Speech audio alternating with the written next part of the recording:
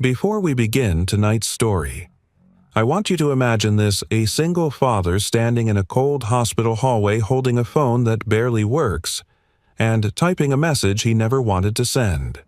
A message written in a language he hasn't used in years. A message he believes no one will ever answer. What happened next changed far more than he could have imagined. This is a story about timing, about fate, and about the quiet ways strangers sometimes step into our lives when we need them the most.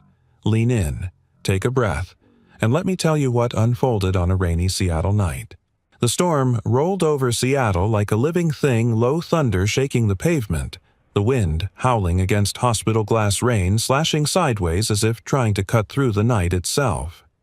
Inside the ambulance bay of Harborview Medical Center, the automatic doors kept opening and closing, letting in sharp bursts of cold metallic air and the shrill wail of sirens pulling up one after another. Michael Hayes didn't hear any of it clearly. All he could hear was the rasping, high-pitched wheeze coming from the small girl clinging to his chest. Emma's breath came thin and broken. Each inhale scraped like sandpaper in her throat. Her tiny fingers gripped the collar of his soaked jacket, and over her shoulder the harsh beep, beep, beep from the emergency intake monitor synced with the frantic pounding of his heart. A nurse shouted, "We need oxygen now." Severe asthmatic distress. Michael felt hands pulling his daughter from his arms, felt someone tugging at his sleeve to sign admission papers, felt the sting of cold air hitting the inside of his lungs as if the storm outside had followed him in. But none of it felt real until he heard Emma whisper, barely audible under her mask, "Daddy. Don't cry, I'm okay." Of course she wasn't okay.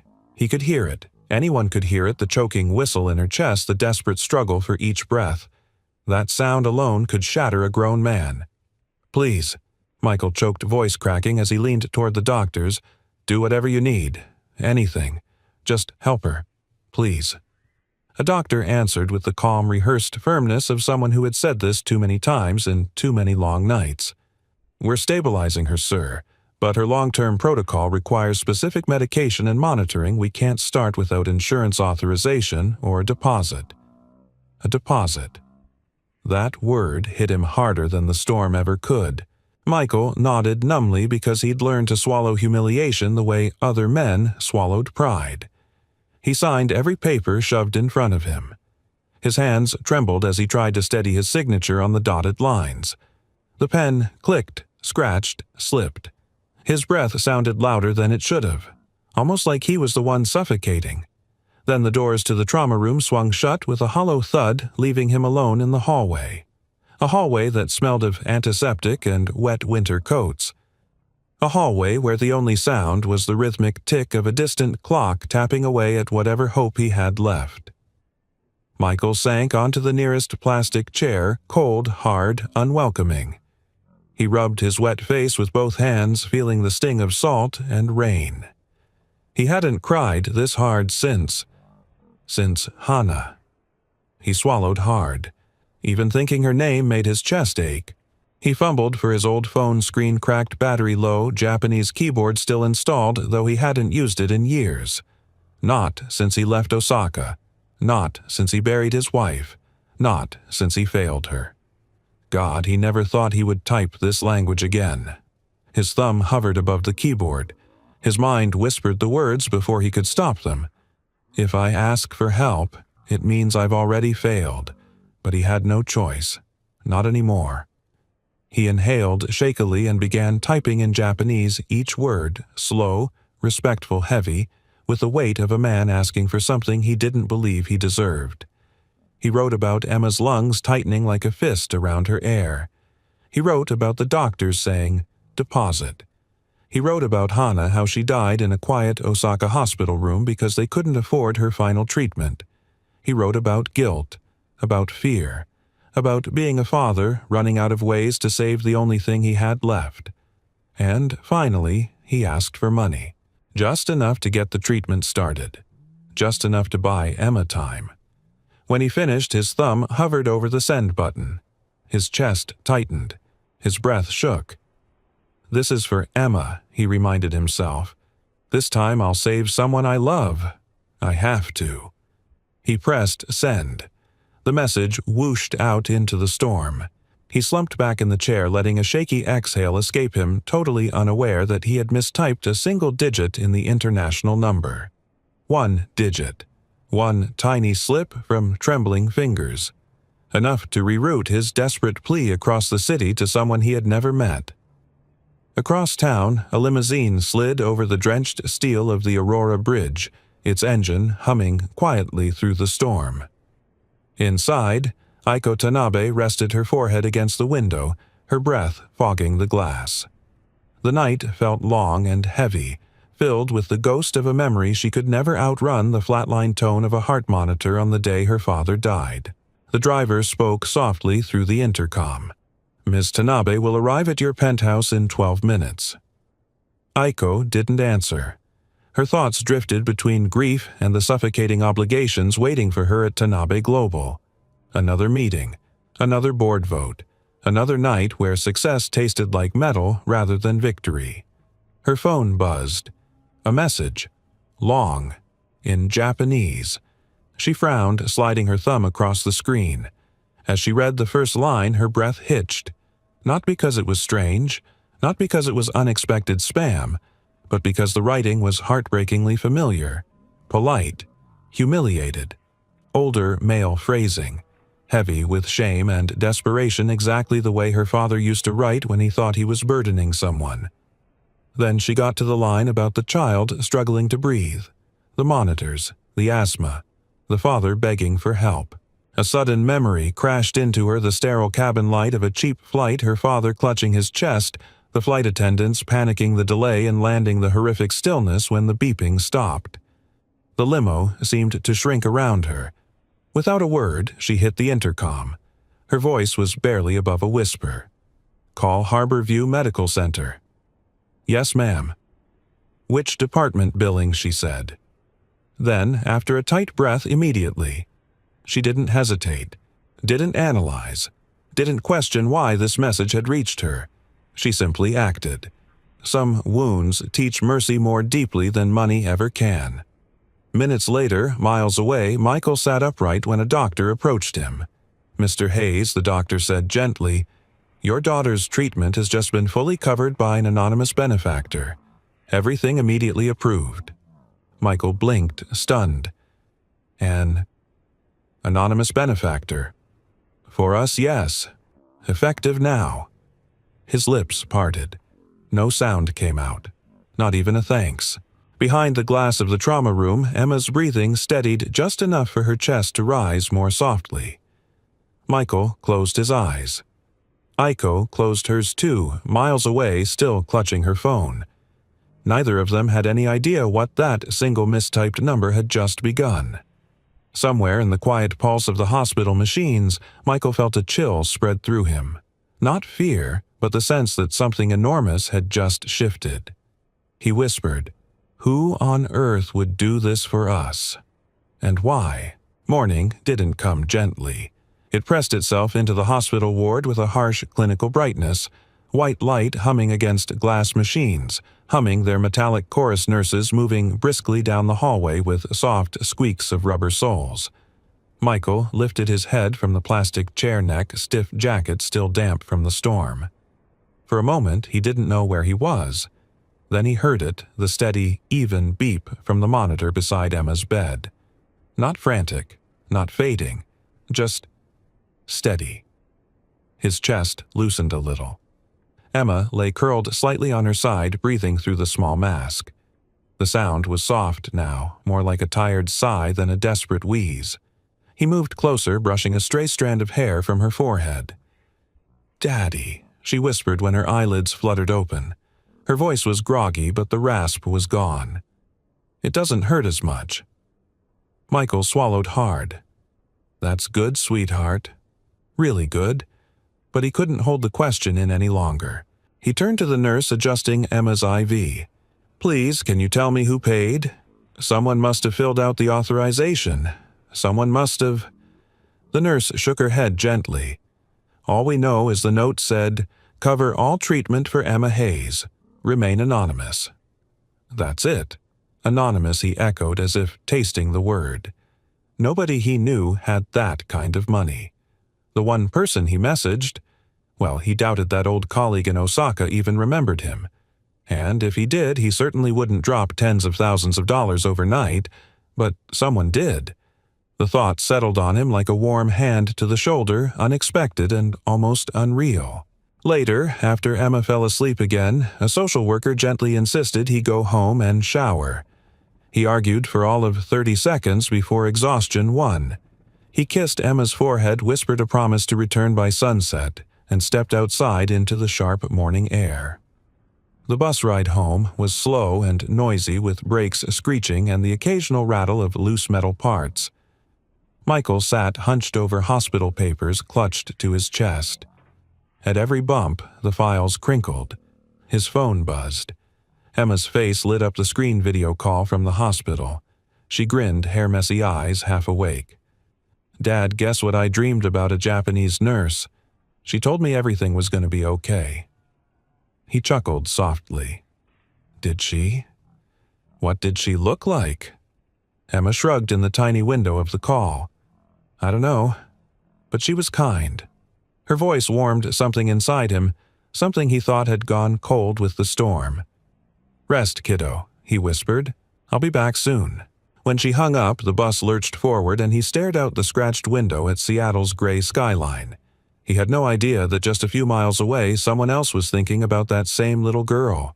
In Tanabe Tower, a polished glass monolith piercing the morning sky, Aiko stood at the head of a long conference table. Her suit was pristine, voice, calm, posture composed, but inside she felt the echo of last night tugging at her ribs. Her assistant updated her quietly. "The deposit and early treatment plan for the girl, Emma Hayes, they've been processed." The hospital confirmed everything. Aiko nodded without looking up. Good. She should have moved on. She had quarterly numbers to present, a boardroom full of executives waiting for direction and shareholders hungry for assurance. Yet, for some reason, she paused before everyone filed out. As the door clicked shut, she stood alone in the vast room. The soft hum of air vents filled the silence. She thought of the man who wrote that message. A stranger, a father, someone who loved their child with a depth she recognized too well. Her mind drifted uninvited to the memory of her own father's laugh, the warmth of his hand on her shoulder, the unshakable belief that money meant nothing if you couldn't save the people who mattered. Aiko breathed in slowly. The morning air tasted faintly metallic. Some things, some wounds, never really left. By nightfall, Michael was back at the hospital with fresh clothes and a cup of instant noodles. When Emma drifted off again, he checked the time, sighed, and headed for his second job, the one that kept a roof over their heads. Tanabe Tower glimmered like it was carved from ice. Inside, the lobby echoed with distant footsteps and the faint hum of elevators. Michael adjusted his janitor's badge, pulled his cleaning cart behind him, and started his nightly rounds. The wheels squeaked along the marble floors as he worked, trying to keep his mind quiet. But gratitude, confusion, and a lingering fear for Emma kept tugging at him. Every time he bent to empty a trash bin, he whispered under his breath, "Whoever you are." "Thank you." Hours passed. Floors cleaned, trash collected, hallways swept. When he reached the executive level, he froze, not because of the bright, sterile quiet of the top floor, but because his phone buzzed again. Emma, calling from her hospital room. He stepped aside, lifting the phone and whispering in Japanese, the language Hana used to soothe Emma when she was small. His voice softened, falling naturally into gentle rhythms. What he didn't realize was how far his voice carried in the quiet corridor. The polished walls reflected sound with an eerie clarity.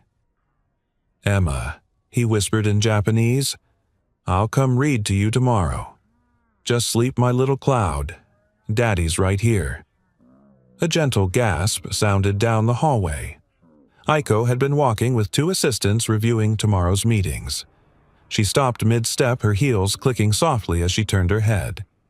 There by the window stood a janitor speaking flawless native-level Japanese, soft, intimate, not the rehearsed tone of someone who learned it in a classroom. Her assistants kept walking, but she didn't. For a long moment, she simply listened. Something inside her tightened, not fear, not suspicion. Something more like recognition. A janitor? Speaking like that, she wondered. Like someone who once lived there. Like someone who carries grief the same way I do. The thought clung to her as stubbornly as the storm had clung to the city the night before. Aiko whispered under her breath, barely audible, "Who are you, Michael Hayes?" And for the first time, the anonymous father from last night felt less like a stranger and more like a mystery she could no longer ignore. The next evening, the executive floor hummed with the soft, polished quiet that only billion-dollar buildings seem to have, the faint click of high heels in distant hallways, the low murmur of late-night meetings, the quiet hum of printers spitting out thick contracts. Michael pushed his cleaning cart along the marble floor wheels, whispering a soft "shik, shik" that echoed in the wide space. He kept his head down, as always, trying to blend into the background like a shadow with a mop. This floor wasn't made for people like him. Everything here, every polished surface, every glass wall seemed designed to make him feel smaller. But tonight something was different. He could sense it. A tension in the air. Soft laughter slipping out from a conference room. The unmistakable rhythm of English words trying and failing to wrap themselves around Japanese sounds. Is it? "Ohayo," one voice asked. "No, that means good morning, dude. This meeting is at night," another laughed. Michael turned the corner and saw them, three young associates in suits far too expensive for their confidence levels. They stood in front of a large monitor practicing basic greetings for an upcoming meeting with Japanese partners. Papers rustled. One of them rubbed his forehead. "Try it again," the tallest said, pretending to be stern. "Welcome to Tanabe Global." The shortest cleared his throat dramatically and butchered the line. "Tana. B. E. Yoka. The others burst into laughter. Michael felt it before he even thought about it, that instinctive twitch that came from years spent in Osaka offices listening to people politely shred each other with perfect grammar. He murmured, barely above a whisper, "It's Tanabe Global e Yokoso." Not Yoka. The vowels long. Three heads snapped toward him at once. Michael froze. The mop in his hand suddenly felt like contraband. "Sorry," he blurted, throat tight. I shouldn't have." No, wait," the tall one said, stepping closer. "Dude, you speak Japanese." Michael winced. "A bit." "That wasn't a bit," another said, eyes wide. "That was fluent." Michael shrugged awkwardly, wishing he could scrub himself out of the moment. "I used to work with a Japanese firm. Years ago." "Can you," the short one asked, hopeful, "check our lines? Just real quick, we're going to embarrass the entire company tomorrow."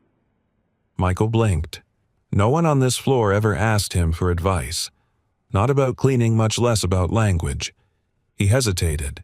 But then he thought of Emma's soft breathing under the hospital's white lights. The anonymous donor. The tiny chance life had given him. "Sure," he said quietly. "I can help." For the next few minutes, Michael gently corrected pronunciation, explained subtle honorifics, and helped them understand why certain words sounded polite, but actually carried hidden barbs. The associates listened like students to a visiting professor. Every now and then their laughter filled the hallway, not mocking, but relieved, grateful, human. It was the first warm moment Michael had felt in this building in years. He didn't know someone else was listening. A soft click of heels. A faint shift of air. A presence that was the only word for it entering the corridor.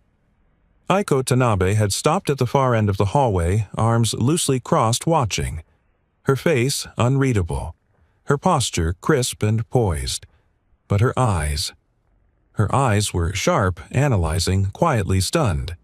Her associates noticed her first and stiffened like schoolboys caught misbehaving. She stepped forward. "What's going on here?" Everyone straightened at once. Michael instinctively moved backward, half hiding behind his cart. The tall associate nudged him forward. "Miss Tanabe, this is Michael. He's helping us with Japanese greetings." Aiko tilted her head slightly, helping Michael swallowed, just correcting pronunciation. They asked. Her gaze lowered to the document in the associate's hand, a draft welcome speech translated from English into Japanese. It wasn't great. She extended the paper toward Michael without warning. "And what do you think of this?" He blinked, thrown off. "Ma'am, does it read naturally to you?" she asked, voice even almost clinical. His chest tightened. He wasn't supposed to comment on executive documents.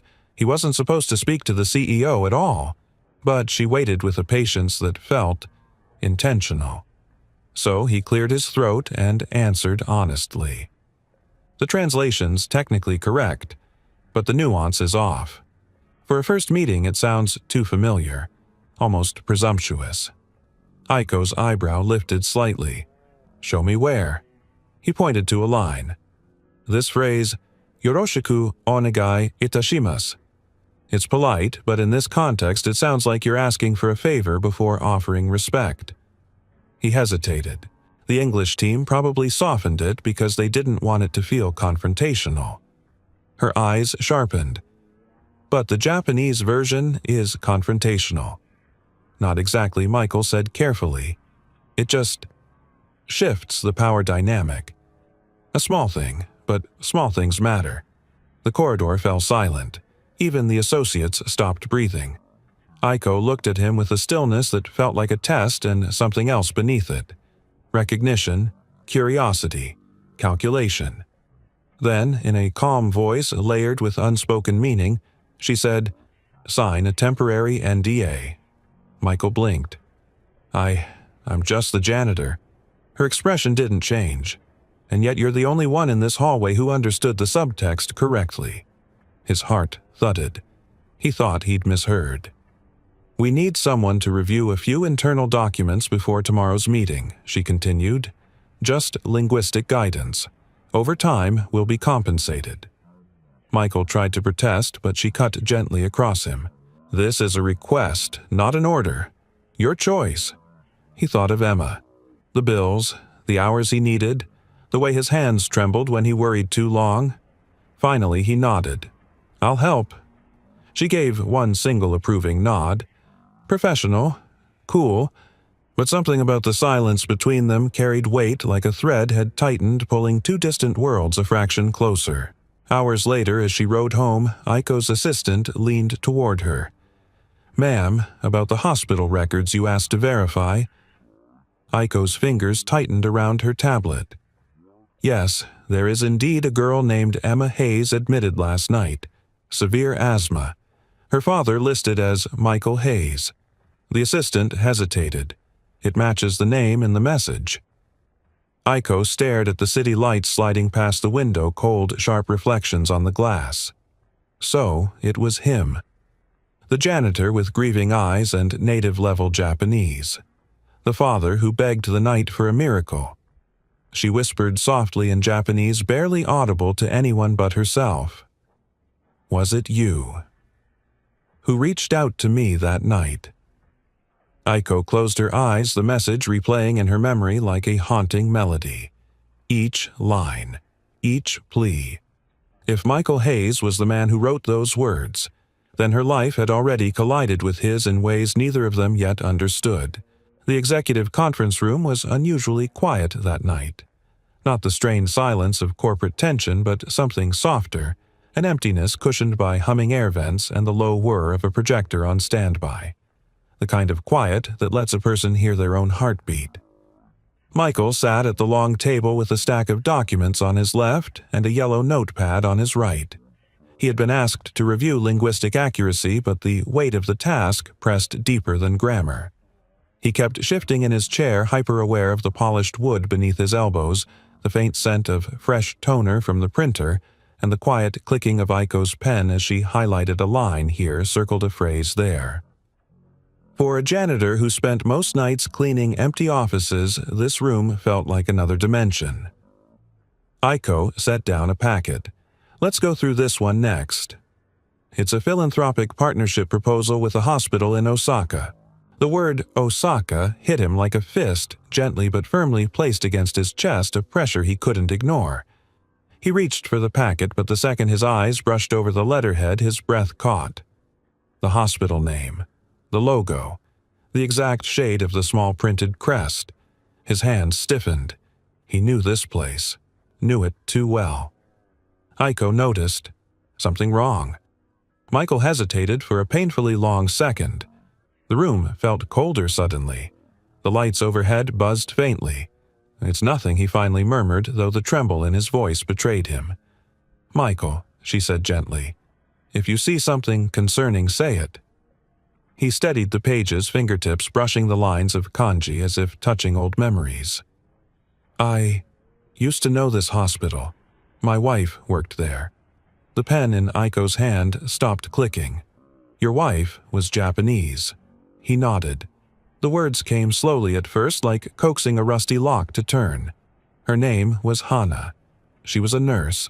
He swallowed hard. "We met when I was working in Osaka as a translation assistant. I wasn't anyone important. I handled emails, helped with negotiations, did admin. But Hana, she was sunshine. She lit the entire corridor when she walked in. The faint hum of the air vent filled the room again, something steady to steady himself against. We married, had Emma." His voice wavered, and for a while life felt simple, beautiful. Then Hana got sick. Aiko didn't interrupt. She didn't even move. She listened the way people listen when they already know what tragedy feels like. The insurance didn't cover everything, not even close. I worked 2 jobs, sold everything, begged every connection I had. But the bills kept coming, and she kept getting worse. I brought her home from the hospital on a Tuesday. She died the next morning. His breath shook. I left Japan a month later with Emma. I told myself I'd never speak Japanese again. Every word tasted like grief. Silence settled between them, quiet, raw, undisturbed. Then Aiko exhaled, her voice softer than he'd ever heard it. "I lost someone too." He lifted his eyes. "Your father?" She nodded. "Heart attack on a budget flight. The nearest hospital was miles away. Emergency response was delayed. Money couldn't save him because he wasn't in the right place at the right time." Her pulse quickened slightly. Michael could hear it in the tiny tremor of her breath. "I was on a business trip when they called me," she continued. "I remember the flight attendant's voice when she asked if I was the daughter of Mr. Tanabe. I remember the exact pitch of the monitor tone when they replayed the audio from the cabin, the sound of him slipping away." She looked down at her hands. "I've spent years trying to build something that would make him proud. But the truth is, all that money, all this power," she gestured faintly around the room, "none of it can bring him back." For a moment there were no CEO titles in the room, no janitor uniforms, no billion-dollar contracts, just 2 people with wounds so similar they felt like mirror images. Michael spoke quietly. "Losing Hana taught me how fragile everything is. Yesterday, Emma almost—" His voice cracked. "The thought of losing her the same way because of money, it terrifies me." Aiko's eyes softened. There was something unspoken in the air, something fragile but unmistakably human. She cleared her throat and tapped her pen against a contract, trying to regain professional footing. "Grief leaves echoes," she said. "Sometimes in language, sometimes in choices, sometimes in how we see people." He nodded slowly. "I guess we both carry things we don't show." "I know I do," she murmured. The room settled again in quiet focus as they returned to the documents. But the air felt different, lighter and heavier at the same time, like the space between them had shifted. It was nearly midnight when the door opened abruptly. The click was sharp, slicing through the calm. CFO Victor Hale stepped inside. His voice carried that polished blend of humor and condescension he had perfected over years in corporate rooms. "Well," he said lightly, "this is unexpected." Michael stiffened immediately. Victor's eyes swept the room, the documents, the coffee cups, the janitor with a laptop open to Japanese text. I didn't realize we were running a multilingual tutoring program now, Victor chuckled, or that janitorial staff were reviewing confidential contracts. Aiko's posture straightened. Michael is assisting with linguistic nuances for tomorrow's meeting. Victor smiled a smile with all the wrong teeth. Of course he is. Michael felt the weight of that stare. It wasn't curiosity. It was the kind of look a man gives a puzzle he intends to dismantle. Victor's voice lowered an octave. Do be careful, Ms. Tanabe. Lines blur easily when people step out of their lanes. Aiko's jaw tightened. My decisions are not up for negotiation. Victor's smile never faded, but his eyes hardened. Noted. He turned and left as quickly as he'd arrived, the door shutting behind him with a soft but ominous click. Michael exhaled. That didn't feel great. Aiko placed a hand on the contract, steadying her breath. Victor doesn't like surprises. Michael nodded. I noticed. But beneath the surface, both of them knew something else had just shifted, a tension brewing, a threat forming. As Michael gathered the papers to leave, Victor's voice echoed faintly from the hallway, speaking to someone on the phone. So, the janitor knows Japanese. Interesting. Keep an eye on him. Michael froze mid-step. Aiko heard it too, and in that quiet shared moment they both understood something dangerous had just begun. The next morning arrived with a kind of crisp tension that seemed to vibrate through the walls of Tanabe Tower. Even the elevators felt different, quieter, heavier, as if carrying secrets between floors. Michael arrived early, mop bucket rattling softly behind him, but today he wasn't headed to the supply closet. He had a badge clipped to his shirt, temporary clearance, linguistic support. He kept staring at it as if it might vanish at any second. A manager walked by and frowned at the sight of a janitor on the executive level without a cart. Morning haze, he said, the tone stiff, wary. Michael just nodded. He couldn't blame anyone, he barely believed it himself. Inside the conference room, he found a stack of documents thick enough to level a small house. Aiko stood near the window, back straight, hands clasped lightly in front of her. Her eyes softened when she saw him, just a flicker, but it was enough to ease his nerves. Thank you for coming early, she said. We have a lot to get through before the Kurogawa team arrives. Michael took a breath, reminding himself that he was here for one reason, Emma. Every minute he helped, every piece of overtime he earned, every moment he stayed strong, it was all for her. Where should we start? He asked. Aiko tapped the top binder. The M&A proposal. I need you to review the Japanese version and make sure nothing is mistranslated or softened. He understood what she meant. Corporate translators often made things sound friendly, smoothing over sharp edges to avoid offending executives. But in Japanese business culture, those sharp edges weren't decoration, they were warnings, terms of dominance, shifting power plays dressed in silk. He opened the document, scanning quickly. His eyes caught something almost immediately. This line, he said, pointing. It looks harmless in English, to ensure stability for the most suitable leadership moving forward. But in Japanese, he hesitated. Aiko leaned closer. What does it actually imply? It's coded language, he explained. It suggests that your board will be restructured. Quietly, selectively, and once that happens, the most suitable leadership would no longer include you. Aiko's jaw clenched. So, they're setting up the foundation to remove my family from controlling interest. Exactly, without ever saying it in English. She exhaled slowly, the breath trembling just slightly.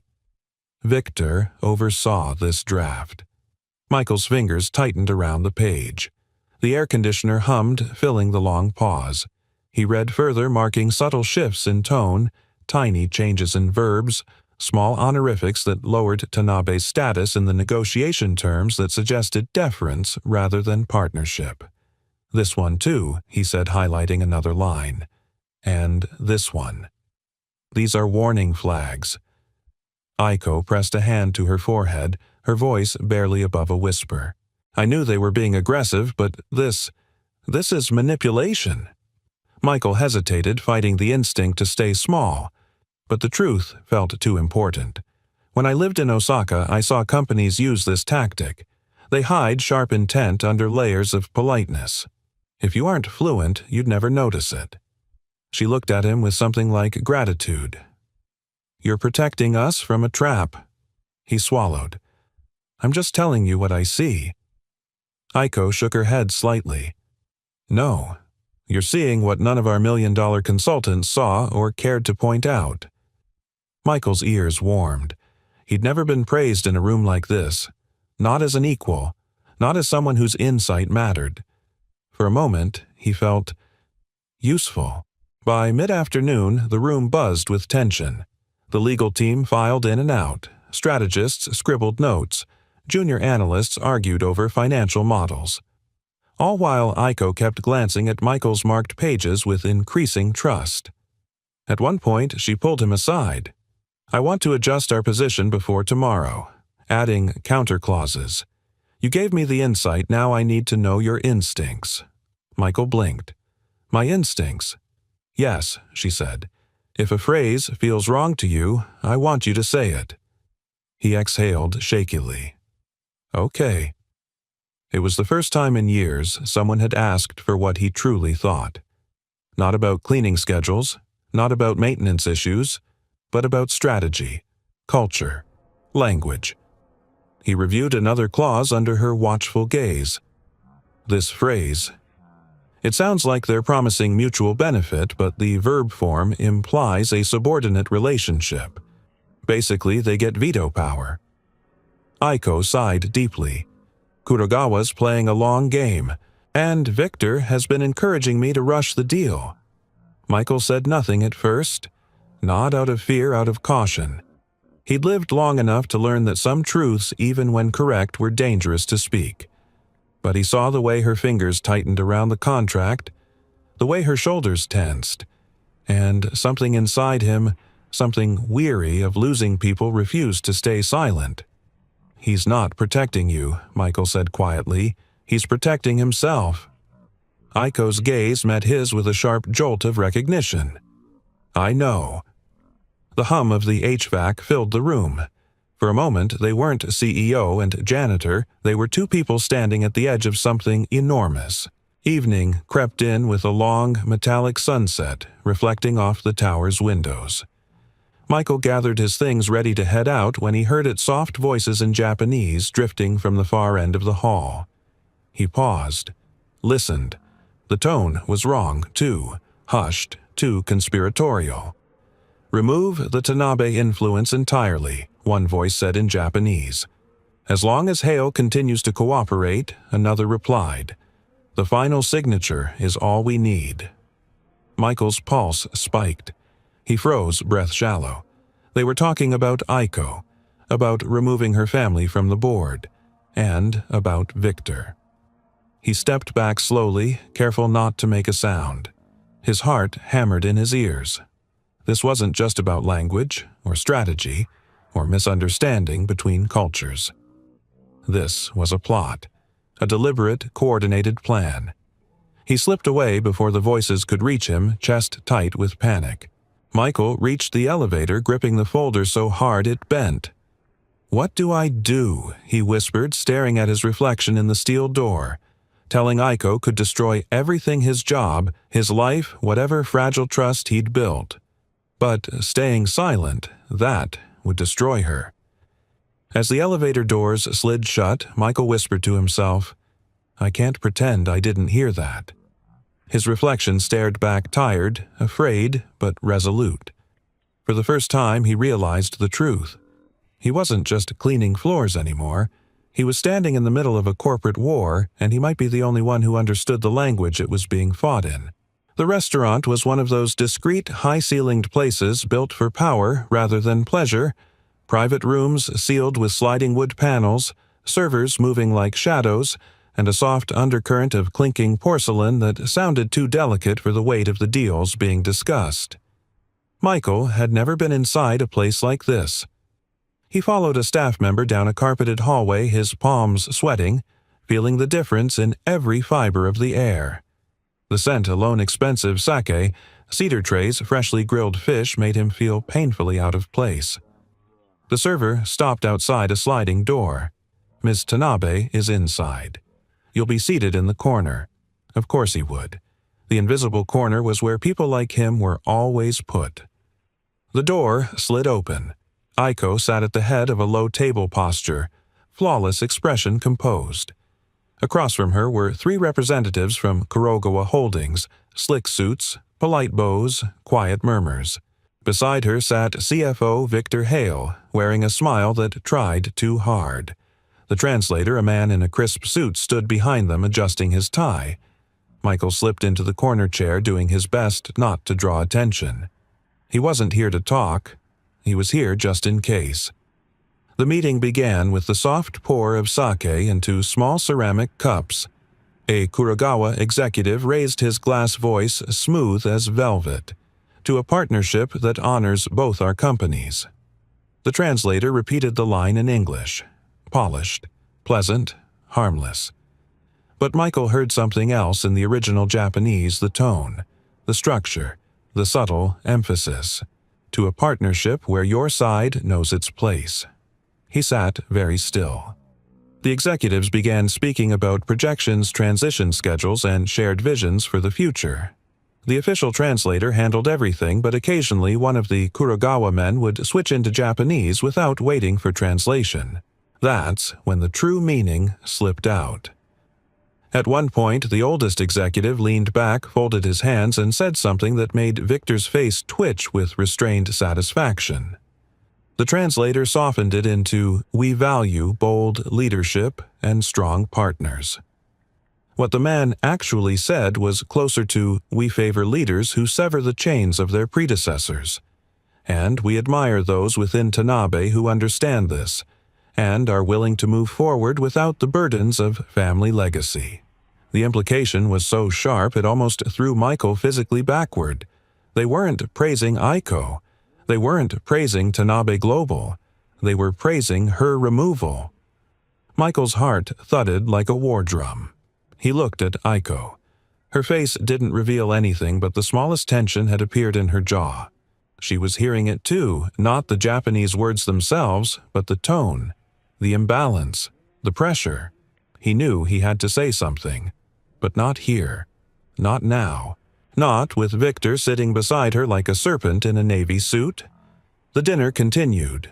Plates arrived and disappeared. Soft laughter floated across the table like smoke. Yet beneath it all ran a current of knives hidden in honorifics buried in polite phrasing. As dessert arrived, one Kurogawa representative leaned forward and spoke softly in Japanese. "When the transition is complete, those willing to realign company direction will find their loyalty rewarded, especially those who helped us reach this stage." His eyes flicked just briefly toward Victor. Victor did not flinch. He only smiled. Michael's stomach twisted. He clenched his hands together under the table nails, digging into his palms. When the meeting finally ended, the group bowed, exchanged cards, and drifted out of the room. The moment the door closed, Aiko's carefully composed posture faltered just slightly, as if the weight of every unspoken threat had settled onto her shoulders at once. She stepped out to the balcony, leaving Victor inside on a call. The night was cold, the city glittering below like a sheet of shattered glass. A faint hum of traffic rose from the streets, and the soft rush of wind pressed against the balcony rail. Michael followed quietly, stopping a few feet behind her. Her voice was barely audible. "I know they're hiding something." He swallowed hard. "They are." She turned. "You heard it?" "Yes," he said, and his voice shook despite his effort to steady it. Tonight wasn't about partnership. It was about positioning. They want you to loosen your family's grip on the board. And Victor, they see him as someone willing to help them do it. Aiko's breath left her in a soft, cold rush. She stared out at the skyline, hands gripping the railing. I suspected manipulation, but not this. Not removal. Michael stepped closer, not crossing any inappropriate line, just enough to make sure she didn't have to face this moment alone. "I don't think they expect you to understand the nuances," he said. "Most Americans wouldn't. It's hidden very deep. But the language they're using, it's like—" He searched for the right metaphor. "Like they're smiling while setting up a knife behind your back." Her shoulders tensed. "You're sure he didn't soften it?" "Yes." The silence that followed was long, heavy, and strangely intimate, two people standing in the cold, breathing the same chilled air, burdened by truth spoken in a language only one of them understood. Finally, Aiko exhaled shakily. "Thank you for telling me." He nodded. "I couldn't stay quiet."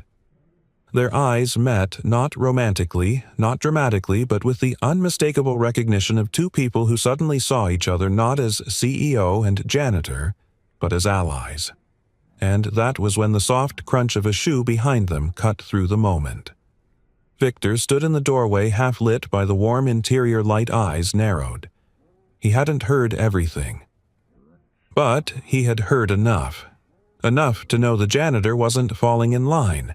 Enough to know something had shifted. A slow, calculated smile crept across Victor's face. So he said, voice low and tauntingly smooth, "Our janitor thinks he's a samurai now." Michael's breath caught. Aiko stiffened. Victor stepped back inside the door, sliding shut with a whisper that felt like a threat.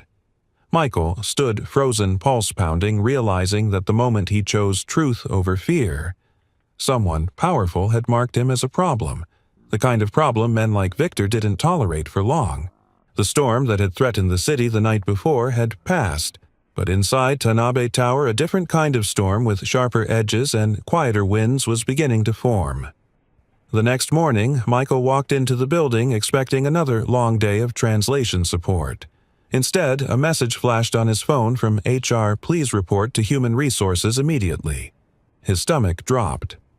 HR never summoned janitors unless something bad had happened, a complaint, a misunderstanding, or, in his case, a trap already set long before he even stepped foot into the office.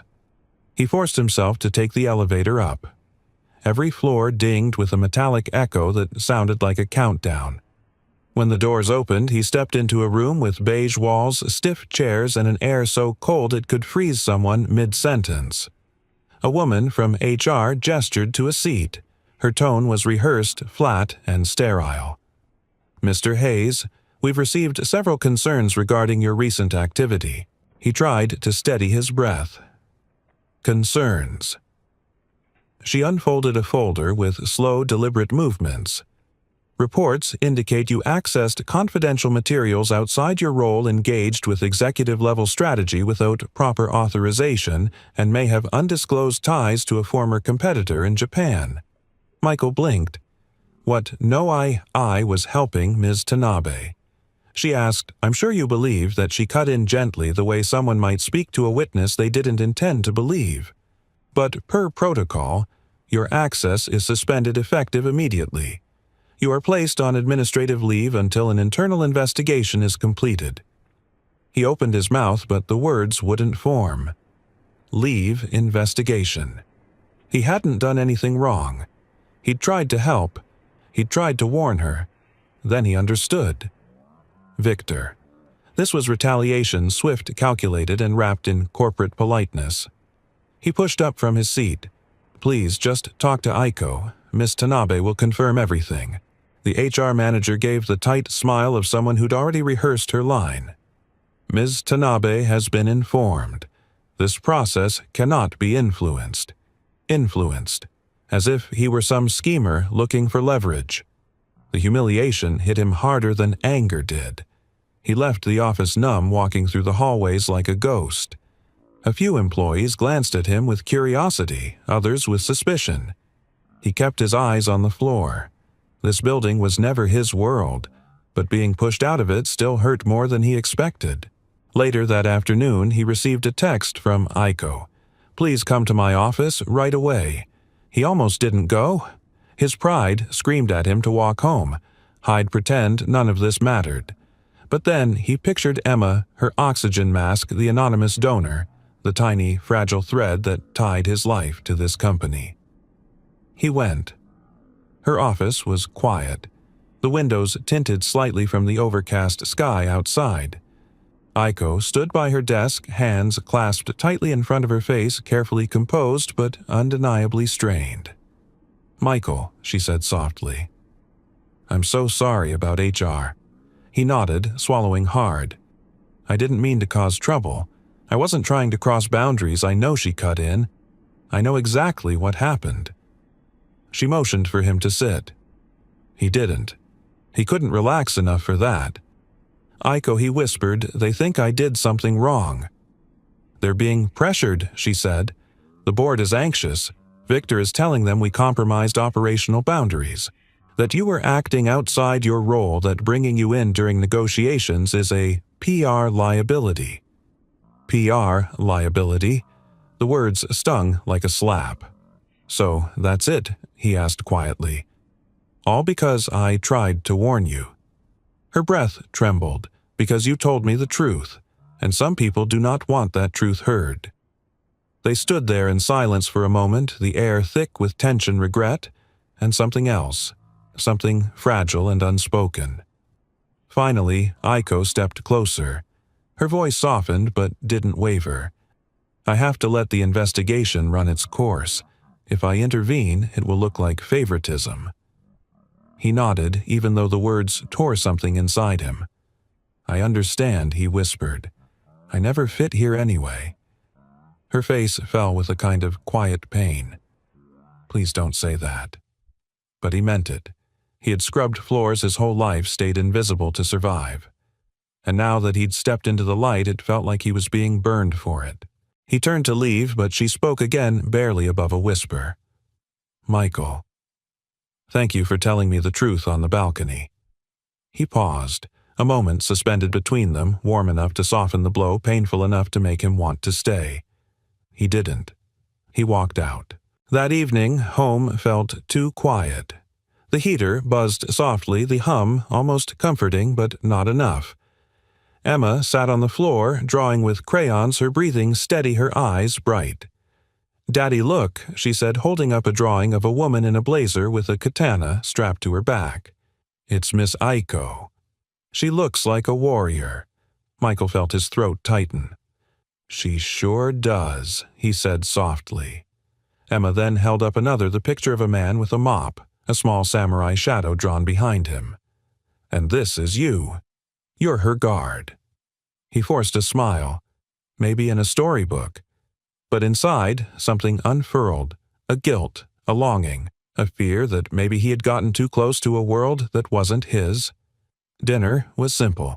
Eggs, toast, leftovers, but the conversation was warm. Emma asked questions he couldn't answer, and he promised stories he wasn't sure he had the heart to tell. After she fell asleep, he sat on the couch scrolling through old draft emails on his ancient phone, trying to distract himself from everything. Then he saw it. A new email, in Japanese. The sender, a junior staff member from Kurogawa. He opened it, expecting it to be some automated update or mistakenly forwarded document. Instead, his eyes widened. His heart thudded. The email read, "Attached is the revised Japanese contract as requested by Mr. Hale. Please confirm the cultural adjustments meet your expectations before the final signing." Michael's breath caught. This was it. Proof. Not suspicion, not intuition. Evidence. Victor had ordered quiet edits, manipulations, traps, in Japanese, designed to push Aiko out. And somehow, maybe by mistake, maybe by divine irony, the email had been CC'd to him. Michael stared at the glowing screen, pulse racing. This wasn't a misunderstanding anymore. It was a blueprint for betrayal written in the only language he and the enemy truly shared. The email glowed on Michael's cracked phone screen long after he'd read it. The words, written in crisp, formal Japanese, cut deeper than any insult Victor had ever thrown his way. Revised Japanese contract as requested by Mr. Hale. Confirm cultural adjustments meet expectations before final signing. It wasn't a misunderstanding. It wasn't paranoia. It was deliberate sabotage executed through language so subtle most Americans would never catch it. But Michael did, because he'd lived those nuances, breathed them, bled from them once before. His apartment felt unbearably small as he stared at the email. The radiator rattled. Emma coughed softly in the next room, the kind of gentle recovering cough that still made his heart tighten. He knew what exposing this email could mean. He could lose his job permanently. He could be sued. He could be labeled unstable, vindictive, disloyal. But he also knew something else. If he stayed silent, Aiko would sign the deal that buried her family's legacy. They would push her out and replace her with men who traded loyalty for leverage. He closed his eyes and whispered to himself, "Hana, help me do the right thing." The radiator clicked again as if answering. He took a deep breath and opened a new message. Across the city, Aiko stood in her glass office, staring at her reflection as the evening lights shimmered off the windows like shards of fractured memory. Her phone buzzed on her desk. One new message. From Michael. She hesitated before opening it. His texts always carried a kind of quiet weight, earnest, unpolished, honest. But tonight her chest felt tight even before she read a single word. The message was short, almost heartbreakingly so, "Even if I lose everything I have to tell you the truth again." Her breath caught. She read it twice, then again, as though the meaning might change. But it didn't. A knock at her door snapped her out of the moment. Her mother entered, poised, elegant, carrying expectations like a second skin. "Aiko," she said, "I heard Kurogawa wants the final vote at the shareholder meeting tomorrow. This is good news. The board will appreciate decisiveness." Aiko's voice felt small. "Mother, there are red flags." "There are always red flags," her mother replied crisply. "Don't make the mistake of delaying. Your father hesitated too often. It cost him progress." Aiko felt a familiar hollowness open inside her. "It cost him his life," she whispered. Her mother's expression didn't change. "Do not embarrass this family tomorrow. Hold the vote. Sign the deal." When the door closed, the silence in the office felt colder than the night outside. While Aiko battled pressure upstairs, Michael sat alone in his dim kitchen, the glow of the street lamp bleeding through the blinds. Emma was asleep, her small breaths rhythmic and soft. He laid out the printed email on the table, smoothing it carefully like handling something fragile and dangerous. If he turned this over to legal, he'd be dismissed as meddling. If he gave it to HR, they'd bury it. If he confronted Victor, he'd be crushed. There was only one option left. Give it directly to Aiko before the shareholder meeting. He imagined her sitting at the front of the ballroom surrounded by cameras and executives and people who wanted her to fail. He imagined himself outside the building, blocked from entering his truth, trapped behind security protocols and laminated badges. And then he imagined Emma. Breathing, laughing, alive because of a stranger's kindness.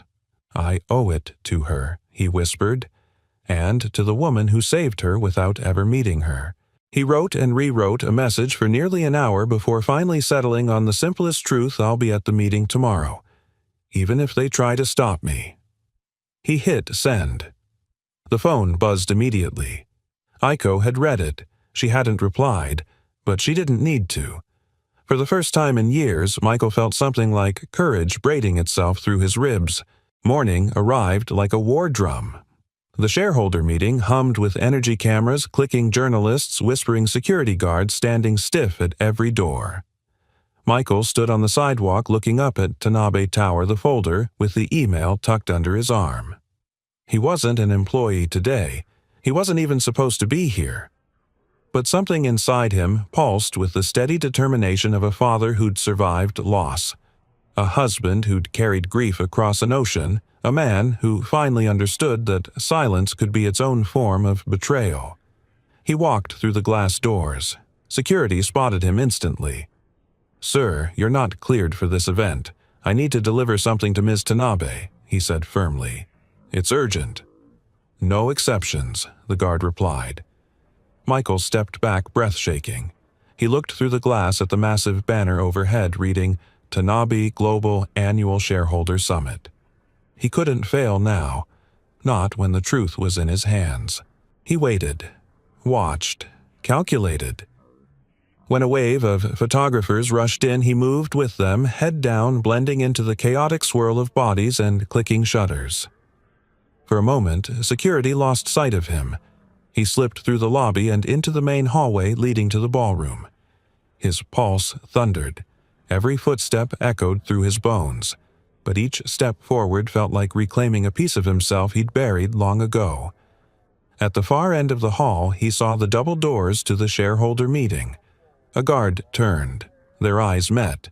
The guard's face hardened. "Sir, stop right there." Michael didn't stop. He didn't run, either. He walked, steady, resolute, unwilling to turn back.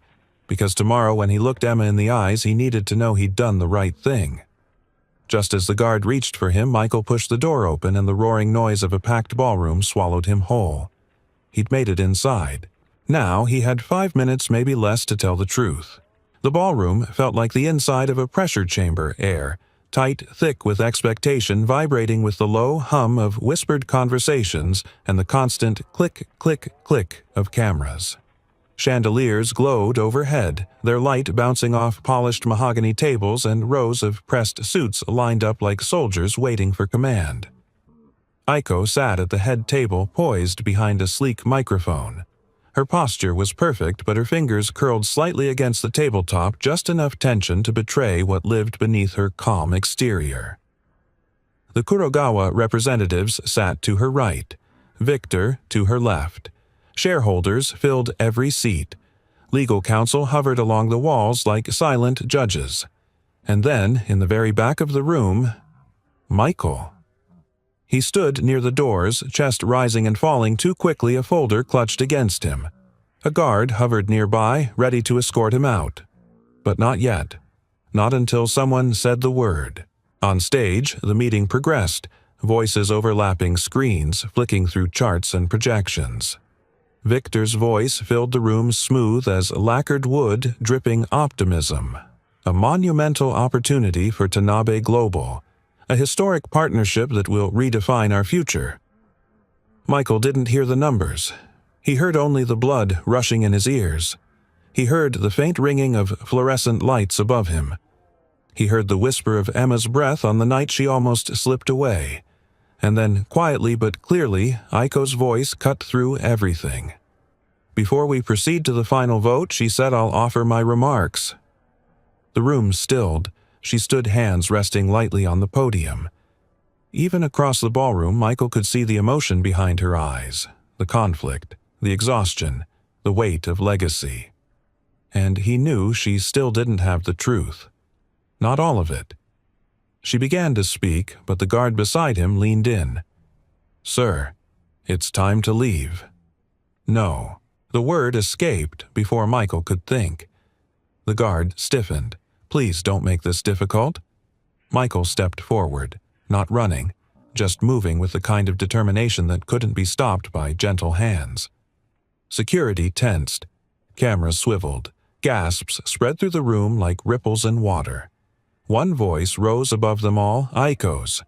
"Let him speak." Silence dropped over the ballroom so heavily it felt like everyone forgot how to breathe. Victor's face drained of color. "Aiko. This is highly inappropriate." 5 minutes, she said, eyes locked on Michael. "That's all." Michael approached the stage with the awkwardness of someone walking into the wrong movie set, every instinct screaming that he didn't belong here, that he was one stumble away from ruining everything. But something deeper pushed him forward. He wasn't here for pride. He wasn't here for revenge. He was here because truth doesn't survive in silence. When he reached the front, he didn't step onto the stage. He stood below it, meeting Aiko's eyes like a soldier awaiting orders. She nodded, once steady. He turned to face the room. Hundreds of eyes bore into him, confused, contemptuous, curious. He swallowed hard, lifted the folder, and spoke into the microphone. "I know I'm not supposed to be here.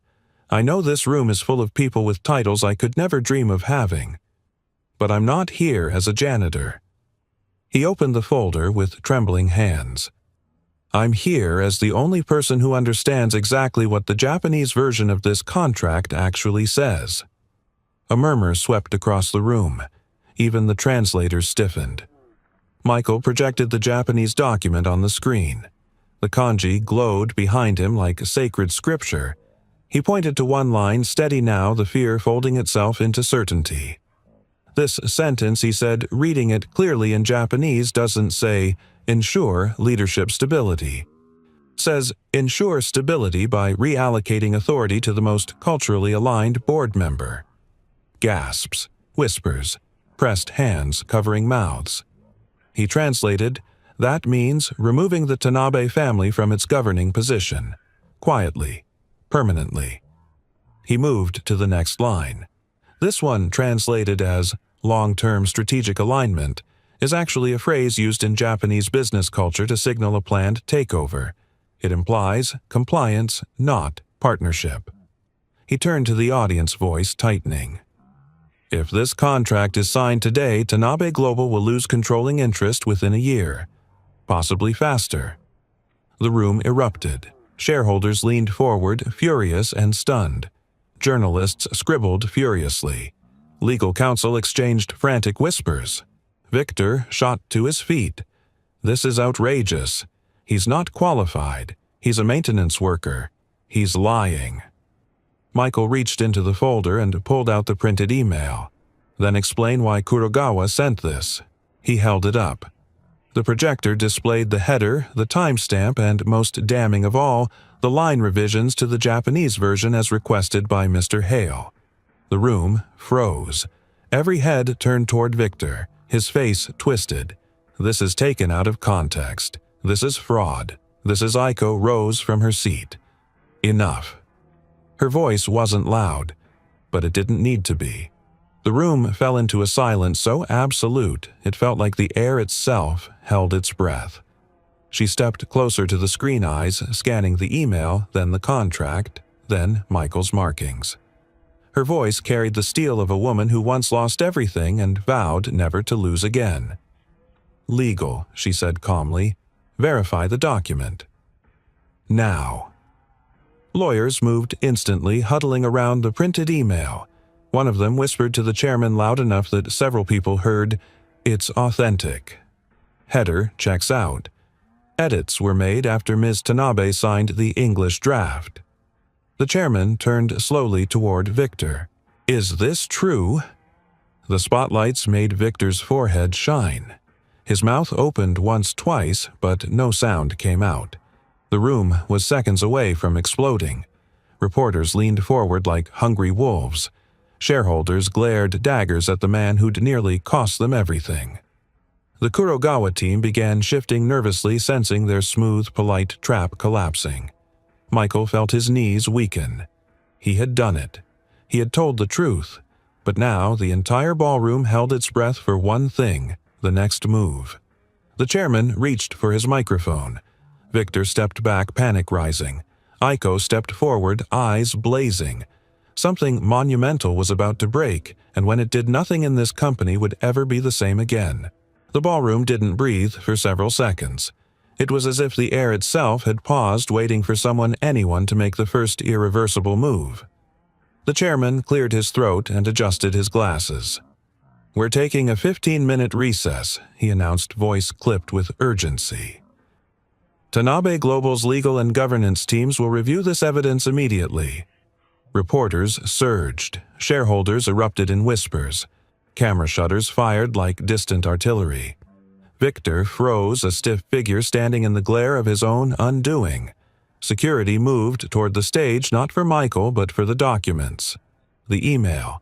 The printed Japanese contract. Everything.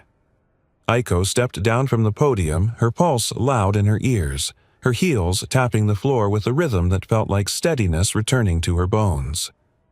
"Michael," she said quietly as she reached him. "Come with me." She guided him through the chaos into a private conference room. Her hand hovered near his back, never touching but close enough to steady him. He didn't know if she was protecting him or if he was protecting her. maybe both. He sat at the long oak table while she remained standing, staring out the glass wall at the frenzy outside. Her reflection looked smaller than she felt, exhausted, betrayed, but unbroken. "You didn't have to do this," she whispered. "Yes," he said gently. "I did." Her shoulders tightened. "They'll come after all of us for this." He replied softly. "Then let them. But at least it won't be because we stayed quiet." Before she could answer, the door burst open. Legal counsel board members and the chairman entered with documents in hand. The lead attorney spoke first. "Ms. Tanabe, the email is authentic. The Japanese contract was revised after your approval. The revisions materially alter control provisions." Another lawyer added, "And the metadata confirms Hale authorized those changes." Victor Hale stood in the doorway, now sweating, trembling, trying desperately to look composed. "Eiko," he sputtered, "this is all a misunderstanding. Those revisions were routine. Routine." She cut him off with a voice so cold it silenced the entire room. "Sabotaging your own CEO's authority is routine." He opened his mouth again, but the chairman stopped him. "We will be launching a full independent investigation. Effective immediately, Mr. Hale. You are suspended pending review." Victor's mouth fell open. Suspended. Over the words of a janitor, Michael flinched at the venom. But before he could speak, Eiko stepped forward between Victor and Michael like a shield. "This janitor," she said, voice steady, "just saved Tanabe Global from signing away 3 generations of my family's legacy. And he did it because he understands the culture you exploited, something you never respected enough to learn." Victor's jaw locked. Rage flickered in his eyes. "This isn't over," he hissed. But it was. Security escorted him out. When the door slammed shut, the silence that followed wasn't tense, it was cleansing like the aftermath of a long, violent storm. 15 minutes later, the shareholder meeting resumed. This time, Eiko didn't wait for the chairman to speak. She walked to the podium with the slow, deliberate steps of someone who'd made peace with the consequences of truth. "Ladies and gentlemen," she began, voice smooth but aching with honesty, "you deserve transparency." She told them everything. About the mistranslations, about the cultural nuances hidden in polite phrasing, about the revisions ordered behind her back, and about the danger of signing a contract written in 2 languages, one honest, one sharpened like a blade. She did not cry. She did not falter. She spoke like a woman who had already carried loss and refused to be broken again.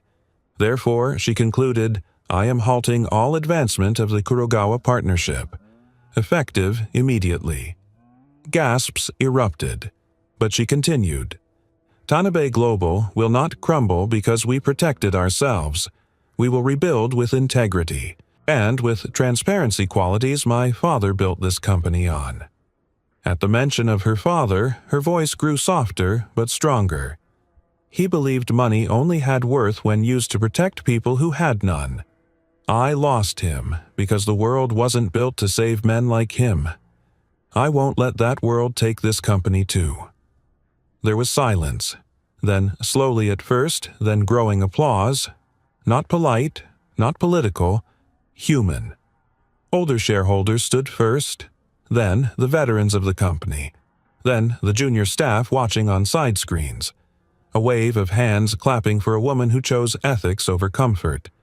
Not all were happy, some scowled, some whispered, some played with their calculators, but the room undeniably belonged to her again. After the meeting, the corridor slowly emptied. Eiko finally found Michael near an emergency exit, sitting on a bench staring at the floor like he wasn't sure if he should disappear or apologize. He looked up when she approached. I didn't expect to still be allowed in the building." She smiled, a small, tired smile with more gratitude than she could put into words. "You're here," she said, "because you told the truth, and because you were right." He shook his head, cheeks warm.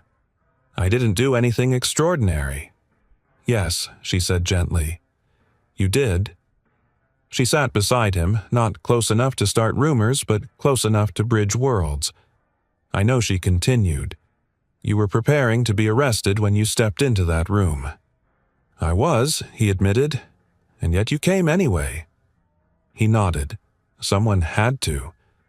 For a long moment they sat in the quiet hallway, two tired souls who had survived the same battle. Then she stood, exhaling softly. Come with me. There's something I want to show you. His eyebrows rose. Show me, yes. She gestured for her assistant, who handed her a sealed envelope, a neatly bound packet with his name typed across the front. Inside, it was a job offer. Not for janitorial work, not for temporary translation support, but for a full-time position, cultural and linguistic liaison, a role designed around exactly who he was. Michael stared at the papers. Aiko, he whispered, why would you offer me this? She held his gaze with quiet sincerity. Because you've already been doing the work, she said, and because you saved this company in ways no one else could. As they stood there, close enough to feel the breath between them, but far enough to keep propriety intact, something unspoken passed through the air respect-gratitude connection. And then Aiko's phone buzzed. A message from the hospital. She glanced at it, her eyes widening. Emma's at the clinic for her follow-up. Michael, you should come with me. Her voice trembled, not with fear, but with something tender and new. The late afternoon light stretched softly across the small community park near Harborview Medical Center, warm and gentle, the kind of light that didn't blind but embraced. Leaves rustled overhead with the sound of soft paper being crumpled. Children laughed in the background, their voices floating like tiny bells. Michael stood near the wooden bench beneath an old sycamore tree, watching Emma chase a pigeon in wobbling zigzags of joy. Her breathing, once fragile tight, terrifying, was now full, bright, steady. Every inhale a victory, every giggle a hymn. Aiko approached the bench quietly, not in a tailored suit this time, not in heels meant to command boardrooms. Today she wore a simple cream sweater, sleeves pushed to her wrists, hair softly tied back.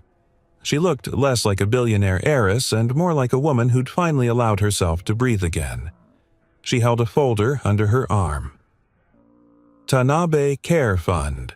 Internal Emergency Medical Support for Employees' Families. A signature, hers, inked across the top page. Michael noticed the folder but didn't mention it.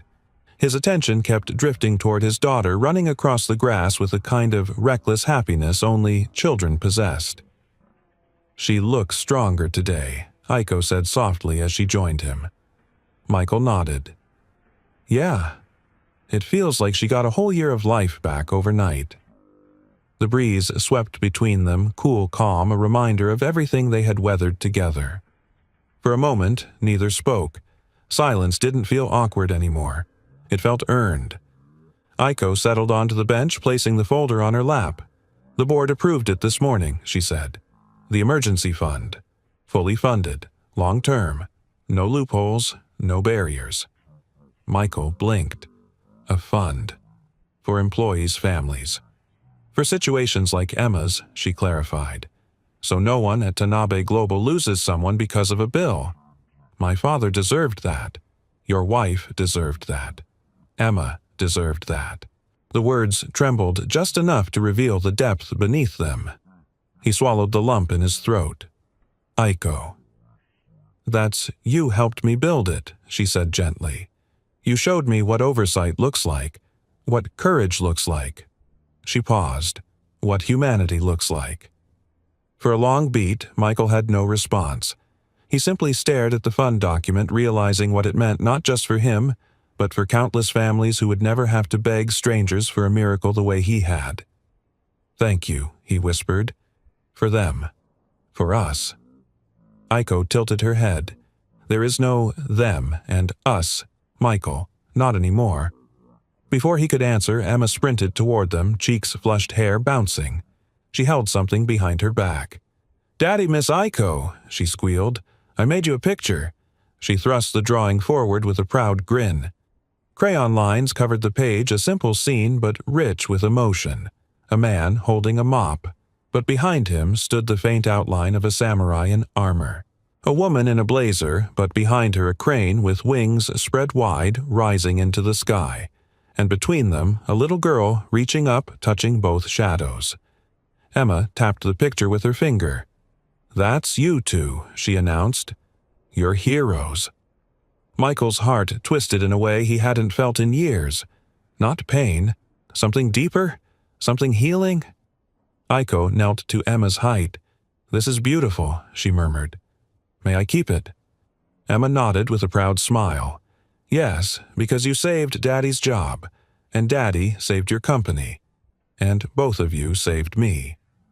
Aiko laughed softly, a sound so rare, so unguarded it startled even her. Michael rubbed the back of his neck, embarrassed. "Kids think adults can fix everything." Maybe, Aiko replied, rising. "But sometimes children see the truth we hide from ourselves." For a moment, the three of them simply stood together in the golden glow of a Seattle evening, an unlikely trio bound not by circumstance but by choices, honesty, and scars that finally found room to heal. The world felt right. Quietly, gently right. As the sun dipped lower, casting a warm amber glow, Michael pulled out his old, cracked phone. Its battery was low, its screen scratched, but it had carried him through oceans literal and emotional. He opened the messaging app. His thumb hovered over a blank message field. Aiko noticed. "Everything okay?" she asked softly. Michael exhaled slowly. "I spent years avoiding this language, because it hurt too much, because every word reminded me of what I lost." He turned the screen so she could see the Japanese keyboard. But now, the words feel different. Aiko's expression softened, her eyes glimmering with something deeper than curiosity. He typed slowly, deliberately, each stroke of his thumb heavy with meaning. "If I hadn't sent that message by mistake that night, I might have lost everything. My daughter, myself. Thank you for answering." He hesitated, then pressed send. The message hung between them like a quiet confession. Aiko looked at her phone as it buzzed. Her breath caught as she read his words. A warmth spread across her face, not the warmth of romance, but something steadier, richer, rooted in two broken people choosing to stand in the same sunlight. She typed back her fingers, graceful, deliberate. Michael's phone buzzed. He looked down, read the message, then read it again. Aiko had replied in Japanese. Then, from now on, feel free to send me the wrong message for the rest of your life. His breath left him in a soft, stunned laugh. Aiko smiled, small but real, full of a tenderness she never allowed herself before. Emma ran between them again, grabbing their hands with her tiny fingers. "Daddy, Miss Aiko," she said, "let's go get ice cream. I want strawberry." Michael looked at Aiko. Aiko looked at him. Something unspoken passed between them, an understanding that life didn't need to be perfect to be beautiful. "Strawberry, it is," Michael said. They walked together down the park path, three silhouettes in the fading light, accompanied by the soft crunch of leaves, the laughter of a child, and the quiet rhythm of two adults daring to hope again. No promises, no declarations, just a beginning. A beginning born from a wrong message, sent at exactly the right time. And with that, their healing for once was finally allowed to begin. And that is the story of how one wrong message found its way to the right hearts. A story of courage, second chances, and the quiet power of ordinary people choosing to do the right thing, even when no one is watching. If this story touched you in any way, if you've ever seen someone stand up for truth, or watched a moment of kindness change a life, or if you yourself have lived through something similar, I'd love to hear it. Your story might be the one that inspires someone else tonight. So tell me in the comments, where in the world are you listening from? And have you ever witnessed a moment of unexpected kindness or a miracle that arrived from the most unlikely place? If you enjoyed this story, make sure to subscribe, hit that notification bell, and share this video with someone who could use a little hope today. Thank you truly for spending your precious time with this story. Your presence here means more than you know. I'll see you in the next one. Until then, stay kind, stay hopeful, and take good care of your heart.